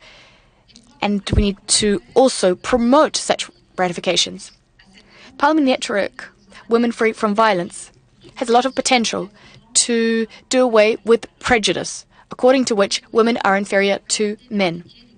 We believe the network has the potential to put the spotlight on the main advantages of the Istanbul Convention, and the Handbook will help us do that. On a personal note, I took part in a campaign in Monaco to stamp out gender-based violence. And within the framework of the network, I began doing my own research into the matter. Violence will continue unless we speak out against this violence. It is incumbent on us to do so. And just a few words about a bill which has been tabled in Monaco. I believe it's worth mentioning. The bill was tabled roughly a fortnight ago. And this is the bill calling for a reform of the way charges are brought against perpetrators of sexual violence, where Monaco is going to integrate the notion of consent into all sexual abuse cases. And we believe it's a major step forward that will help us combat violence. By way of conclusion, I hope that we can continue flying our orange colours, and thank you very much, Ms. Chairperson. Thank you very, very. Madam President, can you turn on your microphone again? Yes, but I wanted to change the language into the floor because I wanted to pay attention on the sound, because I'm easy learning. But I appreciate very much that you do a good care. So thank you very, very much. I would say that raising awareness, sex education, these are really crucial. But I definitely agree with you that we really need to use in a better mood the social media. But of course, it is also important that it's not only us parliamentarians do a good job, to retweet each other's. But of course, it's also important to send the proper messages, use the proper language for the younger generation that we really would like to tackle. And I definitely agree the Instagram could be a new option. We will see whether our social media is ready for Instagram. I don't know yet, but let's try to see this opportunity as well. So, dear Beatrice, thank you very much for your super engagement to this topic as well. And now I really would like to ask our last speaker, Ms. Eglantina Germany, She's going to focus on the chapter 5.3.2 of our lovely handbook and explain how it was used in Albania. And of course, again, thank you very much for your great engagement for organizing in the Albanian Parliament the activity for our pretty important work on violence against women. So the floor is yours. Thank you, Madam Chair. It's a pleasure to be here. I will talk mainly about taking action to follow up Gravios report and conclusions and how our Albanian experience is. I would also like to thank you so much, Madam Chair, for your participation in our event and for your commitment and encouragement in these battles. This is a battle, never ending, I see. Thank you so much. I have to say that when we talk about Gravios report, I see them as really a roadmap that provides us concrete proposals to make progress and to end gender-based violence. And even in Albanian experience, I have to say we have kept in mind this report to do action plan and our activities to be addressed. What we as parliamentarians can do about Gravios report, of course, to push the government, to encourage the government to really implement this recommendation. And I have to say that according to Albanian reality, we have signed the convention on December 19, 2011. Was ratified without any reservation on February 2013, entered in force in Albania in August 2014, and the first Gravios report was in 2017. And I have to say since the beginning that there is a high political commitment to prevent and to address domestic violence or violence against women in Albania from the government, but from the parliament as well. At the same time, there is an increase of women participation in Parliament of Albania. And this is also a good point that has really increased the commitment. From the other side, some of us that are members of parliament come from civil society. So there is a high sensitivity as well on this issue that has really encouraged the parliament to take the steps forward. Since the beginning, the parliament approved a resolution to prevent and address effectively domestic violence or violence against women, established the subcommittee on gender equality and the prevention of violence against women, which has an action plan. This subcommittee has worked in close collaboration with other committees as well as with Women Alliance in Parliament. The Parliament, the subcommittee of Albanian Parliament has really sent letters to all mayors in each municipalities to establish and to increase effectiveness of referral mechanism of violence against women victims, as well as have organized several hearing sessions with ministry, local government representatives, civil society, academia, universities. Special attention in this hearing session was to the COVID-19 pandemic. So we have had also this focus.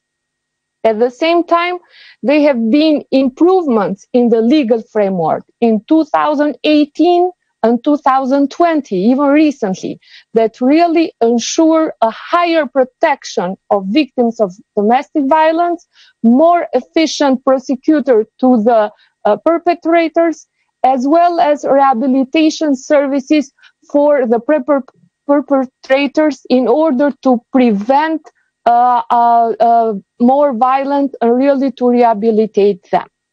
Also, we have foreseen the legal framework. For the first time, the law protects women and girls in intimate relationships. All the legal framework that was improved in 2018, 2020, aimed to harmonize our legislation with the Istanbul Convention, and was also taken in consideration the recommendations coming from Gravios.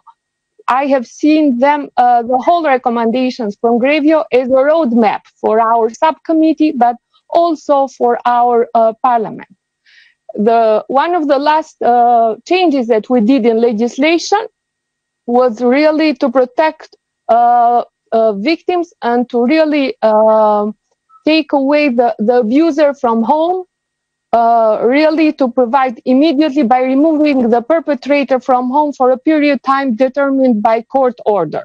This is also a big change. It's recently done. We hope that we'll really push for strong implementation of it in our reality. Also recently, the chair of our parliament, Mr. Gramozruti, sent a letter to all justice institutions, police officers, high police structures as well, in order to increase their effectiveness to address domestic violence and violence against women, to provide better services to victims and to prosecute perpetrators. This was recently done on the framework of 16 days of activism on gender-based violence. Also these days we met the General Prosecutor Office, a group of MPs, women MPs, to really ask for their support on addressing this issue and to become stronger, as the justice system should be really our ally on addressing this issue. As you mentioned, Ms. Gurmai, we organized on December 4 a hearing, the impact of COVID pandemic-19 on gender equality issues, that we organized with Council of Europe, and was also an area where the subcommittee, the committees of the parliament, women coming from civil society organized together how we can better address the issue, especially during pandemic. What I see our biggest challenge are continue to be prevention, continue to be prosecuting of perpetrators, better protection of victims, as well as better coordinated efforts to address this complicated issue. We are all committed. I hope that in learning from other countries' good practices, we would like to learn more and to implement them in Albania as well. Thank you so much. Thank you very, very much for your engagement again. And actually, I think we have had so many amazing colleagues who take the Istanbul Convention not only as a golden standard, as a very important tool for all of us, but who are really doing actively work. How can we promote this pretty important tool, the Istanbul Convention? So thank you very, very much. I don't see anybody who would like to ask the floor, but of course I really would like to ask you if anybody would like to make a comment. Honestly speaking, we really need to digest all the information that you have told us, but I'm really thankful for your engagement. And of course, my question is there any question, or you are still? I don't see any, and I don't get any instruction. So then thank you very, very much, Eglantina, for your engagement as the last speaker of this panel. Thank you. And of course, we can close this chapter. So thank you very, very much for this fruitful information, and I hope that this session really allow to empower our members and followers to use the handbook, and I look forward to seeing the good practices that will ensue. And of course, don't hesitate if you have any ideas just to send our secretariat, because of course we also learn from the good practices as well. I'm just checking again whether there is still somebody who would like to make a comment. So I would say that now it's time for reflection on the great contributions of our colleague. And if you allow me, then I really would like to go, yes, and then of course one little thing which I would like to make a comment. The harmonization of the legislation is absolutely crucial, and of course the recommendations from Great View, I'm really very thankful for the whole team, because I believe that they really give us a very proper view, what should we do and how should we do it better. So thanks again for for the chair and the whole team for helping our political work. And Eglantina, you also mentioned the political will. Yes, this is what we need. So if you allow me, as I still don't see any message, again, double checking, then if you allow me, then I really would like to go for our next point on the agenda. And of course, this is the good practices implemented during the second wave of COVID-19 to tackle violence against women. We have a little delay, sorry for that, but I would say it was very, very interesting. And now we have a hearing with the participation of Charles Ramstein, the chair of the Gender Equality Commission of the Council of Europe. Mr. Ramstein is also head of EU and international policy at the Government Equality Office of the United Kingdom. So this is a great opportunity to benefit from your experience and expertise. And of course, Mr. Ramstein, it's a great honor to welcome you our meeting. And I understand that you will present the excellent work of the Gender Equality Commission, as well as the way that the COVID-19 pandemic and its consequences have been taking into account your work. So now the floor is yours. Press, please, the request to speak button. I'm sure that you are on. And switch on your microphone and camera. I can see you properly. I hope that I can also hear you, but you know, we need to learn all the techniques. So again, I'm really happy to open the floor, so to ask you to let us know. Well, thank you very much, Madam Chair, and I hope that you two can hear me. And thank you very much for the opportunity to address this group today.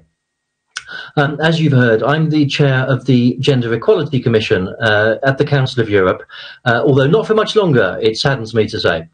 And I'd like to tell you a little bit about the work that we've been doing during this difficult year.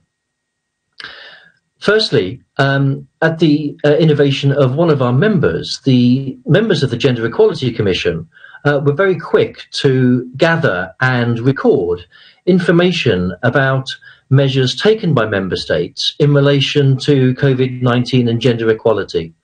So we put a call out to all our members to ask what they were doing to ensure that women and girls didn't suffer disproportionately during this difficult time.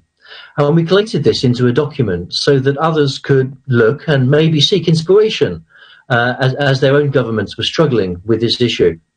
And all the information that we've gathered is in fact available through a dedicated web page on the Council of Europe website under the very obvious title of Women's Rights and the COVID-19 Pandemic.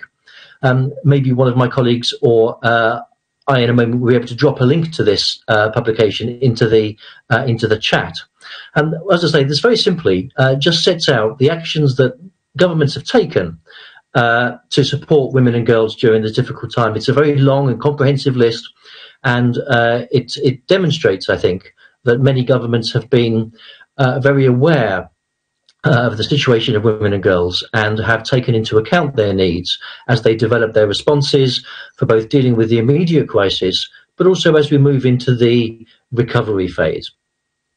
So I would encourage members of this network to have a look at that and see the sort of things that have been going on. The second thing that we did was we had a high-level online seminar on advancing gender equality, the role and situation for gender equality mechanisms in the context of COVID-19.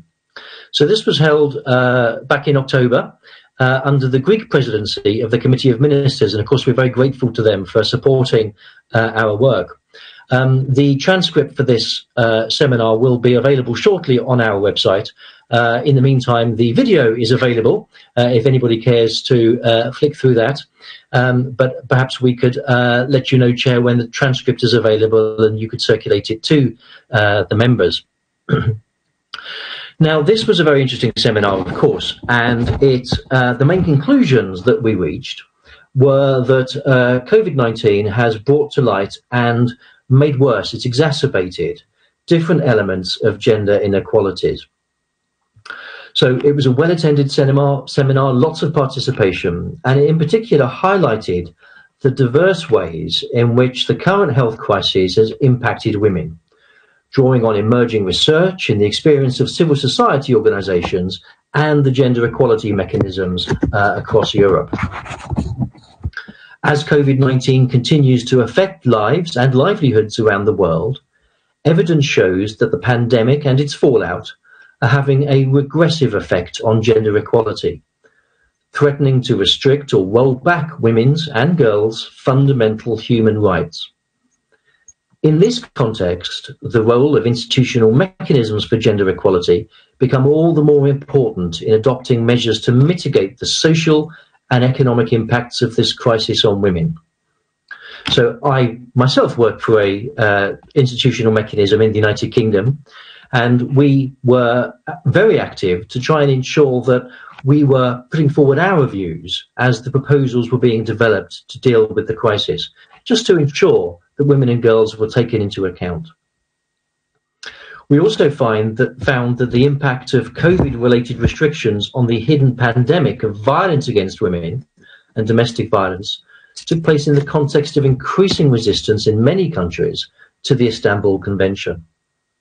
While measures were taken to ensure access to victim support services in many countries, women victims of violence experiencing multiple vulnerabilities, for example, migrant and refugee women or women with disabilities, often faced additional barriers in accessing these services. Now, I'm sure members of this network will be all too familiar with some of the issues that have arisen during the pandemic. So we reached some conclusions and some solutions that we recommended should be implemented. We considered that government should factor in gender and other statuses in COVID-19 recovery packages and in overall budgeting. That we should invest in gender-responsive social protection and care infrastructure to work in a long-term and inclusive way. That we should ensure women's participation in decision-making processes about long-term recovery, so that the needs and concerns of women and girls are included in national pandemic response plans. Unsurprisingly, we thought that we should strengthen institutional mechanisms to promote gender equality, including sufficient power and financial and human resources to carry out our mandates. And that we should ensure that gender equality remains a policy priority and is mainstreamed in other policy areas through the practical use of the gender mainstreaming methods and tools. In my own country, our government pulled together a series of task force to deal with the pandemic, and we either seconded people into those task forces to ensure that the needs of women and girls were taken into account, or we worked with them to produce equality or gender equality impact assessments so that we could be confident that the proper decisions were being made with the right sort of information, very importantly. And of course here, the research and data that we had access to was critically important.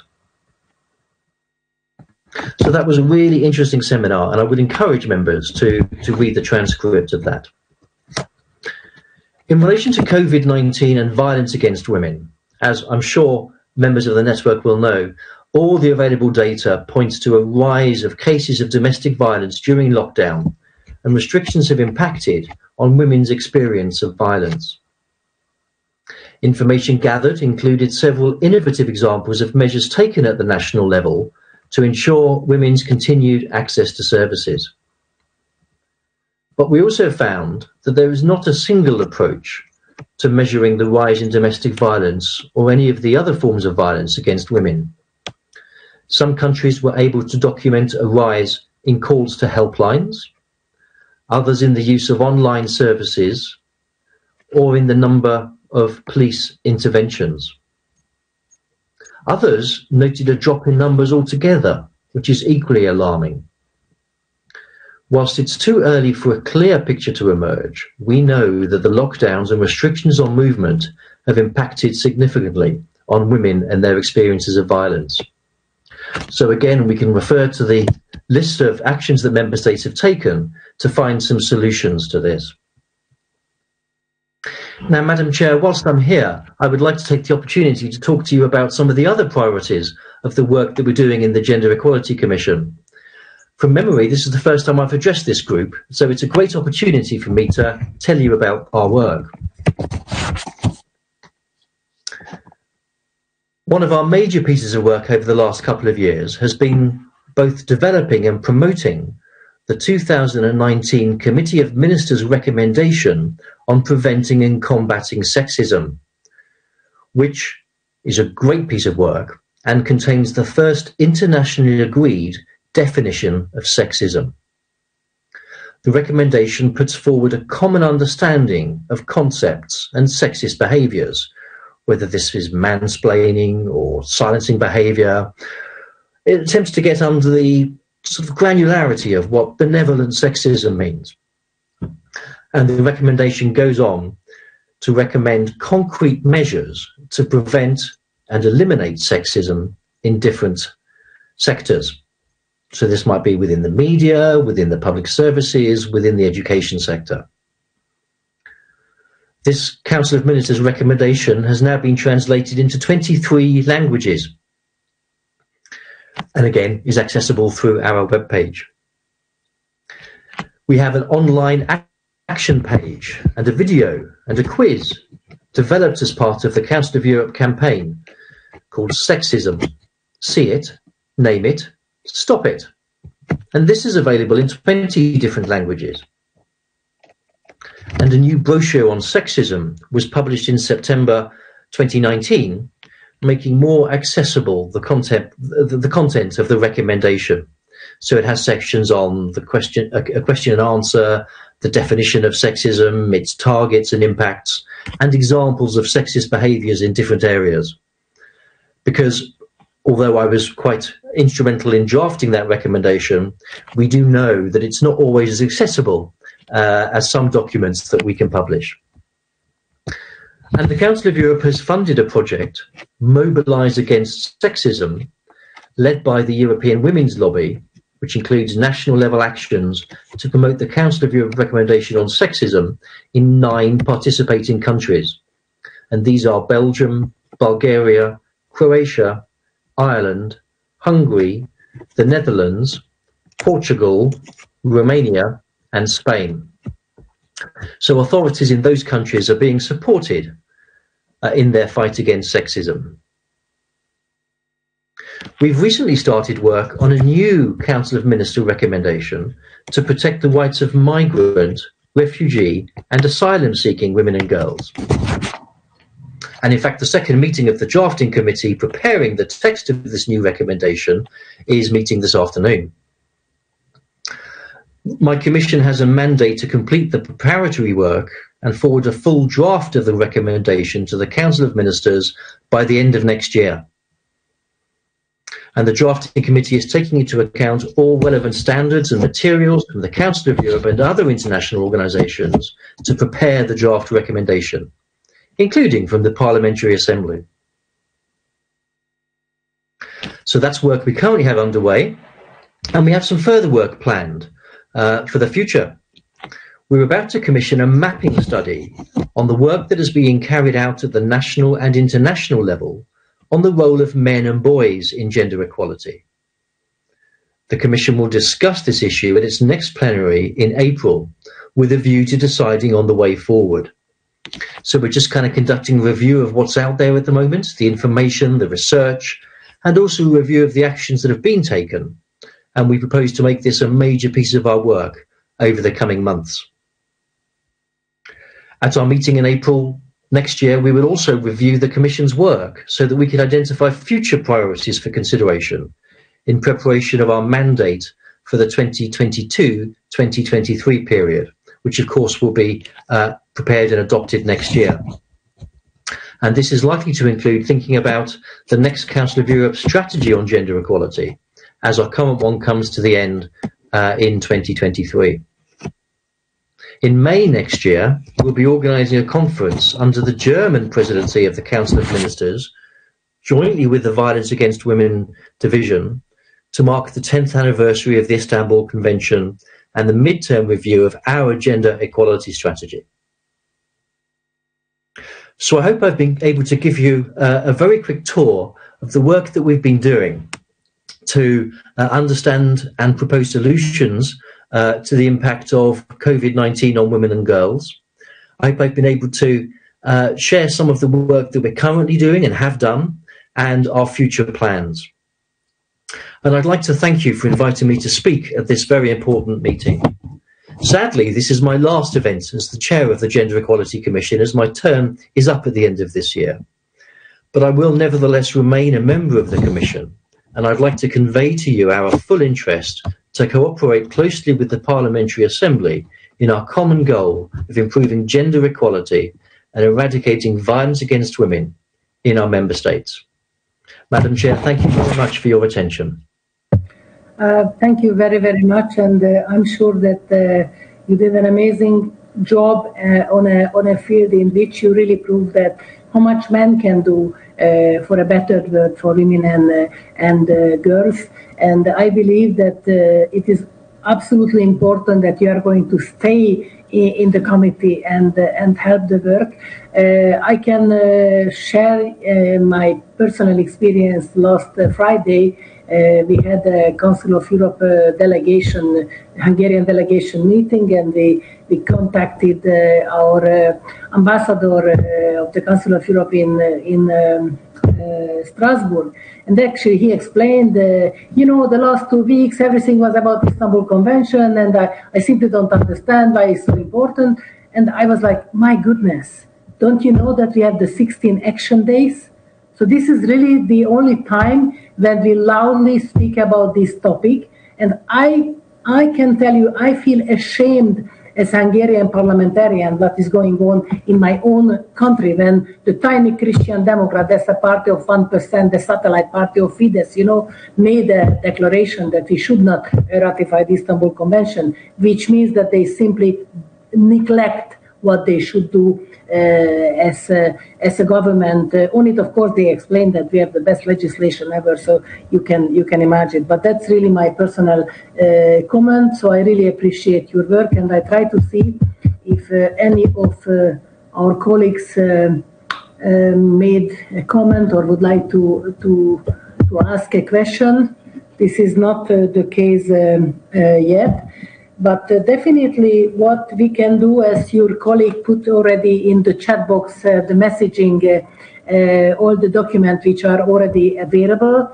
I think as Beatrice already said, it's very important that we could use this in the chat, in the social media. So I think it would be very important, and I ask our colleagues to tweet, because I think it would be very important. And I'm also happy to hear that the seminar was very important. I would say that we need to organize more and more seminars just to give a proper view what is going on, because all those who use misconceptions has really no clue what is it in reality, I would say. And of course, you already talked about a lot of pretty important issues. And of course, what is also important that there are on the web page, we can also find in our own languages. So that is always a great help, because what is important for us is not us parliamentarians who can read it, but non-governmental organizations, civil society members could also get the information on their national language. And I'm very happy to tell you that the European Women's Lobby and the Council of Europe organized a series in Hungary as well, and I have been part of the first seminar when we spoke about sexism, and I can tell you that is an ongoing case, unfortunately, within the Hungarian parliament. So sexist behavior even by the head of the Parliamentary Assembly, which is pretty disappointing. And I'm sure it's a very important research that you mentioned. Yes, women are much more affected during the COVID-19. And of course, we need to get proper data on that. So that's why I believe that it was very important that you spoke about other activities that you dealt with during the COVID-19. So I really appreciate your hard work and again engagement for this topic. And I'm sure that the next president can be sure that there is an amazing engaged person who can help him or her, because unfortunately I don't know who is going to be the next person. So I don't see any further comment. So on behalf of our network, Madam Chair, yeah. Excuse me, Madam Estrella has requested the floor. Okay, so I'm very happy to greet my friend Edith Estrella. So Edith Estrella, the floor is yours. By the way, she's the first vice president of the Portuguese Parliament.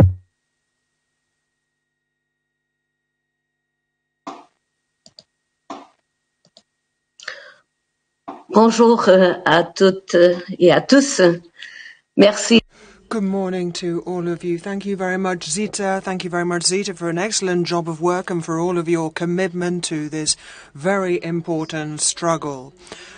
I wasn't able to be here right from the beginning, unfortunately, but there is something that I would like to say. First of all, I would also like to thank Charles Ramstein for all his work and for everything that he has told us about, everything that he was able to say to us this morning. Portugal was one of the first countries to abolish the death penalty. It was also the first to ratify the Istanbul Convention and has been exemplary in the way in which it has adopted laws to counter gender-based violence. And also when it comes to taking in refugees. Nevertheless,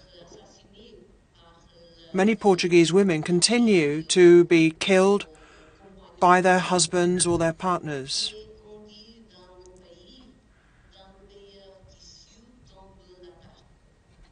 But in my country,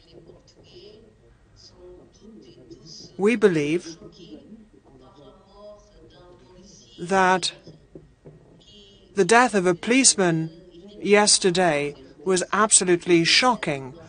He was not actually on duty at the time, but he was walking in the streets and he came across a violent incident and he was killed by the aggressor when he attempted to intervene and assist a woman who was a victim of violence.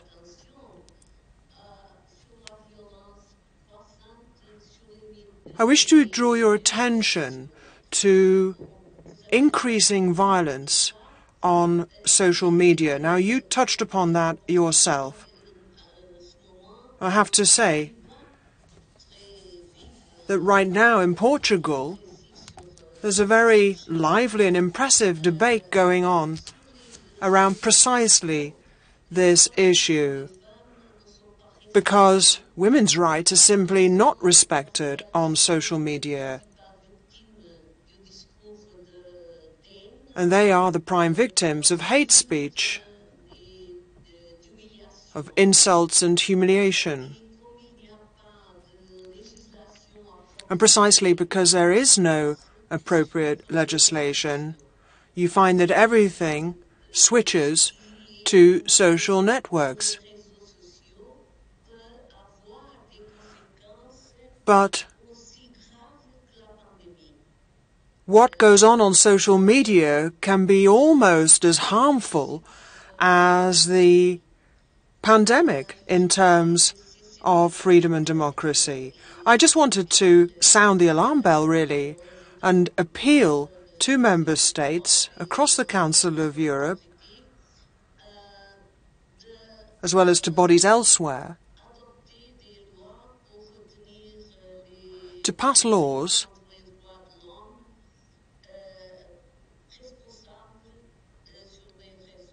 to sanction human rights violations on social media as well. We've already got laws to combat hate speech on social media.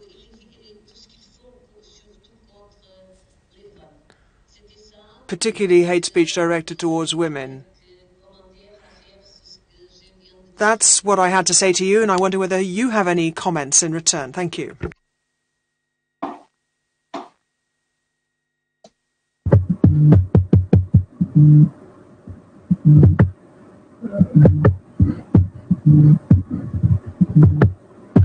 Thank you very much. I just need to go back with the channels, and it takes a little time.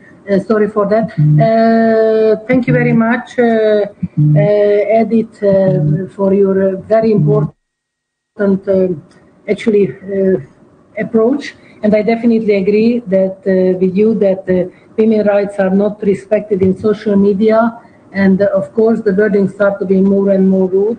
So I definitely agree with you that we need appropriate legislation. Probably we can also start in our own committee as well. So thank you very much to be very clear what else we should do. But of course now I really would like to ask you, dear Mr. Ramstein, to the chair, to make some further contributions or comments.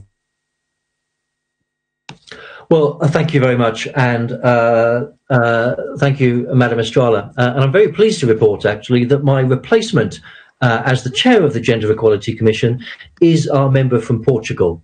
So you can rest assured that these matters will continue to be taken very seriously. I think there are two things I would respond with. The first was in relation to one of your comments, Madam Chair, about sexism, really. And I think one of the things that our work does is to provide this definition of sexism. So the idea is now that people will recognize sexism when they see it, or even when they say it, inevitably, or when they think it. It enables us all to examine attitudes towards sexism. So by virtue of having a definition of sexism that's been agreed at the Council of Europe by the Council of Ministers, it means we can identify it, we can challenge it, and then we can take steps to stop it happening in the future. Because it really is such an undermining situation for women. And of course, it's a spectrum. It's very largely based on gender stereotypes, and its ultimate expression is in violence against women and girls. So I think our recommendation can help in identifying and tackling sexism. In relation to the particular point about sexism on social media, well, of course, this is an issue. It's a dreadful state of affairs. And our recommendation does, in fact, have one of the sections I talked about where it identifies issues within a sector and makes recommendations. One of those is in the media and how it undermines the role of women. So, for example, it talks about objectification of women, derogatory or trivializing reporting about women's appearance, dress and behaviour, rather than balanced and informed discussion of their views and opinions. It talks about the promoting of stereotypes and so on. So I think that if you have the chance to look at the recommendation, then it is an opportunity to confront decision makers and ministers within our countries to say this is an identified issue. What steps do you think we can take to remedy it? And I mean, we will all have stories from our own countries about women who are victimised in this way, whether it's women who are representatives, women in Parliament, whether it's women who for any reason enter the public discourse, whether that's because they're journalists, academics, authors, senior officials in the public sector. We all know too well that if we look at the responses to their comments in Twitter or wherever, then they are so prejudicial and so sort of rooted in the stereotypes that manifest itself as sexism. And certainly we in the Council of Europe Gender Equality Commission are very keen to do all we can to support those who wish to address this sexism and try and make the world a more sort of polite, a less sexist, and in fact safer place for women.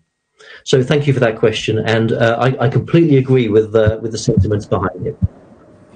Thank you very, very much. I really appreciate your work, and I'm sure that you did an amazing, important job for all of us. And as I already told you, your presence in the committee will give a great help. And don't forget that within the European Union, Portugal is going to be to deal with the presidency from 1st of January. But I definitely agree with you. What you just mentioned, the objectification of women. Yeah, this is something that we also face. And of course, I believe it is also important to make a proper definition of sexism. And probably it would be also important just to prepare a little handbook. You know, how can you react on sexism? Because the problem is that when a woman got a sexist comment, of course, there is always a question, how should I react? And of course, I know that we have different behaviors and different culture how to react, but probably that would be also something within this project that we could elaborate further on, because unfortunately there are some parliaments, and I told unfortunately my parliament is, or our parliament is also like that in Hungary. It is so natural to use sexist wording against women, undermining the personality. And then, of course, the first reaction that it's not only that you are hurt, but of course, all the others around, the main colleagues, and actually we have 90% men in the Hungarian parliament, you know, the way that it is duplicating or triplicating with other men's behavior. Instead of standing up and clapping hands and not allow the Speaker of the Parliament, you know, to continue that behavior. But unfortunately, we are pretty far away from that. But I definitely agree with you with all these methods. I think it's important. But the question is, when a government simply does not want to take this into consideration, you can do the best job ever. But what I can do as a parliamentarian, and what I also can recommend my dear colleagues in the network as well, that we can ask written questions and we can talk about it in the national parliament. And honestly speaking, when I had a keynote speech on the day, the elimination of violence against women, the climate in the parliament, when I spoke about this hot topic, you know, it was absolutely unacceptable. And of course, the chair is not with you. So that's why I believe that this macho behavior, which still exists in our national parliaments, this is really something very, very disappointing. But I never give up. So let's hope that 2020 we have elections and some change might come as well. So again, I really appreciate your great contributions. I wish you all the best from my bottom of my heart, and I really hope that we will continue and we can see each other in not in the virtual sphere as we do right now. And I don't see any further requests for the floor. So again, a big thank you, and I wish you all the best for Christmas and for the New Year's. Let's have a better year for next year. Thank you very much. Thank you. And I send you a little heart. That's a little heart. That's also a little practice, you know, how to do the function of your fingers. So anyway, thank you very, very much for your great job. And now let's see what is the next point on the agenda. Yes, we are already at point number 7. And of course, I would like to know if anyone wish to raise any question before we forget. As this is not the case, then of course we can go to the point number 8. And of course, this is our next meeting. I'm sure that this amazing secretariat will keep delegations informed on how our work will be conducted during the first months of 2021. But one thing is sure, that I kindly ask our secretariat to send all this link for the network members, because I believe it's really important to put it and to use it in our social media, not only for PES equality, but of course ourselves can also tweet on these pretty important recommendations, definitions of the work that the chairperson just mentioned, because in Parliament, which is not a gender-sensitive Parliament, of course, they are not very keen to inform parliamentarians about this work. So this is also a work which I warmly request to help me to inform your colleagues what is going on in this very important Commission of Gender Equality. And of course, it only remains for me, if there is really nothing else, to thank you all for your active participation for the whole year. And thank you very much for this very fruitful meeting, and to express our thanks to the interpreters and technicians who are making our work possible in this virtual sphere as well. I wish you a Merry Christmas and Happy New Year for all of you. And I really believe that 2021 will be a different year in which we can celebrate the 10th anniversary of the Istanbul Convention. And as I already told you at the beginning, I'm really delighted that we could get more colleagues from the Council of Europe who could join for our network, which is a great opportunity to strengthen our work again. And I kindly ask you not to forget to tweet of our today's activity. And again, thanks for the hard work of the Secretariat, led by Penelope Denou. And I wish you really all the best from the bottom of my heart. And let's have 2021 is a different year, a better year for women and girls, and of course for all human beings. So thank you very, very much.